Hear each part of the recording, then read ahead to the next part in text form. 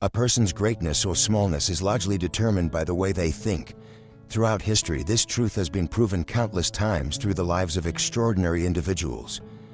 Names like Elon Musk, Steve Jobs, and Jeff Bezos stand as powerful examples. It was their mindset, an unshakable belief, that transformed them from ordinary people into global icons in their fields. Napoleon Hill, in his timeless classic Think and Grow Rich, once wrote, "What you think about, you become." At first glance, this statement seems simple, yet it carries a profound lesson. Your thoughts shape your destiny. But if success is truly a matter of thought, why do so many people still struggle in life? Why do some individuals fail despite working hard or dreaming of a better future? Could it be because they never truly envision what they want? Or perhaps they lack faith in their own potential? These questions remain unanswered for many, leaving people to wonder why their efforts do not match their outcomes. The story you are about to hear holds the key to these questions. It reveals why countless individuals fail despite their desires, while others rise above challenges to create meaningful change. More importantly, it teaches a powerful lesson about how shifting your mindset can completely transform your life. And along the way, you'll also discover some new English vocabulary to enrich your learning experience. Stay with us until the end. You'll find this story both inspiring and worthwhile. At a bustling railway station, where trains constantly arrived and departed and streams of people hurried past, there lived a beggar who survived from day to day. He had no home, no steady job, and no clear direction in life. His entire existence revolved around occupying a corner of the station, stretching out his hand and asking strangers for spare coins. The loud announcements echoing through the speakers, the hurried footsteps, and the endless chatter of travelers created a noisy backdrop. But for the beggar, it was nothing more than the stage on which his monotonous struggle for survival played out. Each morning, as sunlight filtered down onto the iron tracks, he would find his usual spot and sit there, waiting. Over time, he became accustomed to the rhythm of life at the station. Some people would slow down, take pity, and drop a few coins into his hand. Others glanced briefly at him with sympathy before walking away, but most people passed by without even noticing him, as if he were invisible. Still, the beggar remained patient, for he believed that begging was the only way he could live. Day after day, his routine never changed. His world seemed confined to the act of waiting, waiting for kindness, waiting for charity, waiting for someone to notice him. He never once imagined that he could be capable of anything more.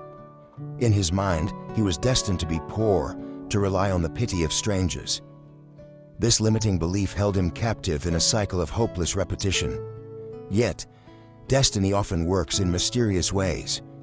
One seemingly ordinary day, a chance encounter with a well-dressed businessman would challenge his way of thinking and open the door to a future he never thought possible.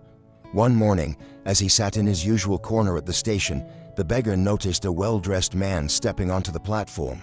The man wore an elegant suit, walked with confidence, and carried the unmistakable air of success. The beggar's eyes lit up with hope.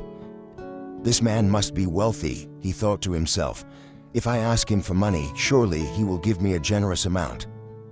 With that expectation, the beggar quickly got up, approached the man, and stretched out his hand. But what happened next was nothing like what he had imagined.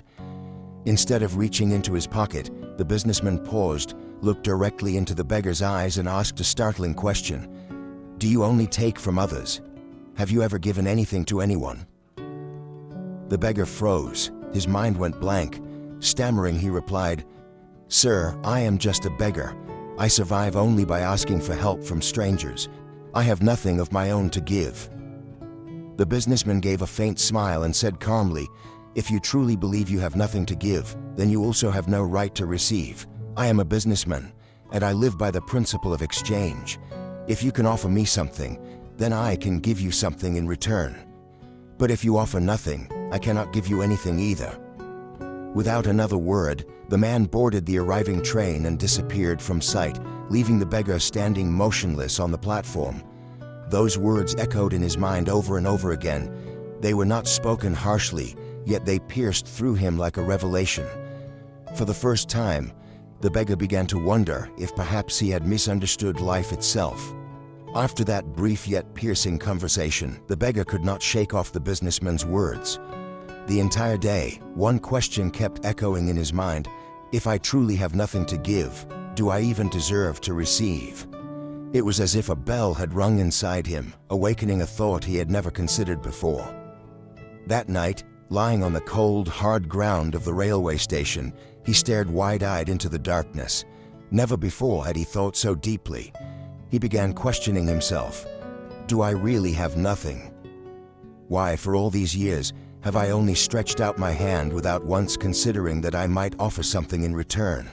Could this be why people often ignored me, or why they gave me so little? Perhaps it was not because they lacked kindness, but because I offered them nothing. Slowly, a truth began to take shape in his heart. People are far more willing to give when they also receive. The businessman had been right. If one wants to receive, one must first give. This realization stirred something powerful within him, yet it also left him unsettled. But what do I have to give, he wondered. I am poor, without wealth, without possessions, without skills. Do I truly have anything to exchange with others? For 2 whole days, he did not approach a single traveler for money. Instead, he sat silently, watching the crowd, lost in thought. Deep inside, a small seed of change had already been planted. Though he had not yet discovered the answer, he knew one thing with certainty: his life could not continue in the same way forever. On the 3rd day, as he sat silently at the station, the beggar's eyes wandered to a small patch of ground near the railway tracks. There, a cluster of wildflowers had burst into bloom, their delicate petals glowing in the morning sunlight. Their colors, bright, fragile, and alive, sparked something unexpected within him. Suddenly, a thought struck him. What if I offered people a flower each time they gave me money? I don't need gold or possessions to give. Even something small, something simple yet sincere, can still be a gift. Without hesitation, he stood up and carefully picked a handful of flowers. Returning to his usual spot, he waited. Soon, a traveler stopped and placed a few coins into his hand. Instead of only muttering a thank you as he always had, the beggar smiled warmly and held out a flower in return. What happened next surprised him. The traveler paused, then accepted the flower with a bright smile. Their expressions softened, and they even thanked the beggar in return. That simple moment sent a rush of warmth through his heart.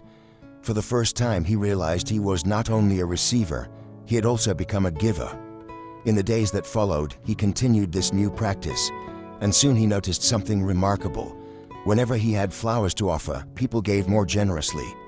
But when he ran out of flowers, the money he received diminished. This pattern revealed an undeniable truth. People are naturally drawn to exchange. They give more willingly when they feel they are also receiving something in return. The beggar now understood a powerful principle. Life responds not to endless asking, but to the act of giving. In the days that followed, the beggar's new habit of offering flowers in return for coins became an inseparable part of his daily life. He quickly noticed a remarkable change in the way people treated him. In the past, he had received only a few meager coins, and many passers-by ignored him altogether. But now, whenever he handed someone a flower, their faces lit up with smiles. Many not only gave him more money, but even paused for a moment to exchange a few kind words, expressing surprise and delight at his gesture. This shift opened his eyes to a powerful truth.